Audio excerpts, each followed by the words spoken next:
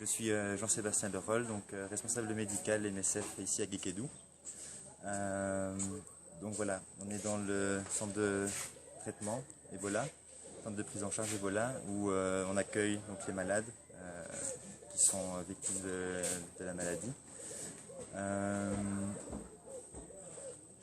On prend donc compliqué. Alors comment s'effectuent les visites dans ce centre?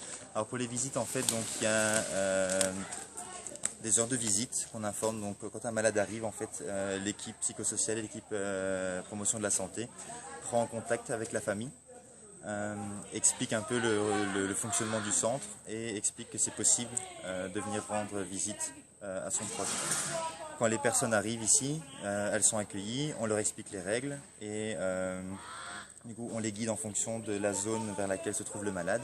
On demande également au malade pour voir si lui se sent suffisamment bien pour pouvoir voir ses proches, parce qu'on sait que dans la maladie à virus Ebola, les patients sont très faibles, très fatigués, donc s'ils ne sont pas capables, ça peut être compliqué pour eux de voir leur famille.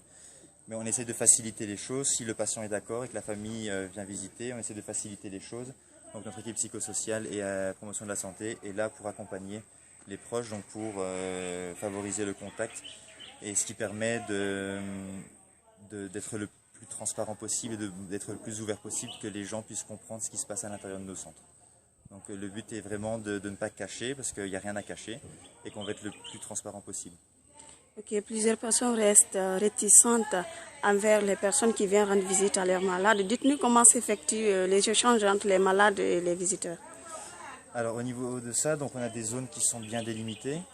Quand la famille arrive pour voir son malade, donc comme on le sait, la maladie à virus Ebola se transmet par contact, contact avec des fluides biologiques, contact avec une personne qui est malade d'Ebola.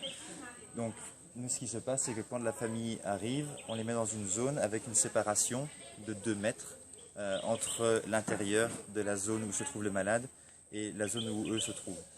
Et donc cette séparation permet d'être protégé et de savoir que voilà, on peut communiquer avec son proche, mais en même temps en toute sécurité.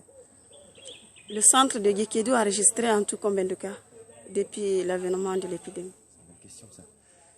Parce que... Oui. Donc voilà, donc ici au CTE de Guékédou, nous avons admis un peu plus de 1600 patients, dont 1070